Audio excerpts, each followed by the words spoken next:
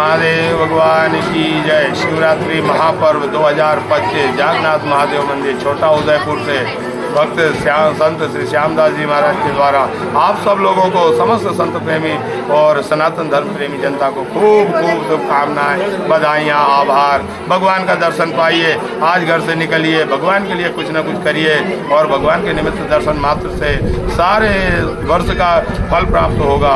आप सब लोग निकले और सब लोगों को खूब आशीर्वाद और बाबा महादेव महाशिवरात्रि पर्व की बहुत बहुत शुभकामनाएं। और कल 27 तारीख को बाबा का भंडारा रखा गया है, उसमें सभी लोग पधारेंगे, प्रसाद पान करेंगे। हर हर महादेव पधारेंगे।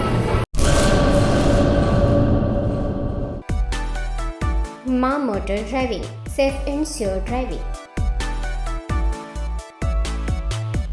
ડ્રાઇવિંગ એ શોખ સાથે આપની મોટી જવાબદારી પણ છે.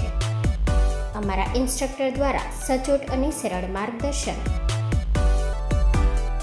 આપની રોજની તાલીમની માહિતી મેળવીને શું અધુરાશ છે એના ઉપર પૂરું ફોકસ કરાય છે.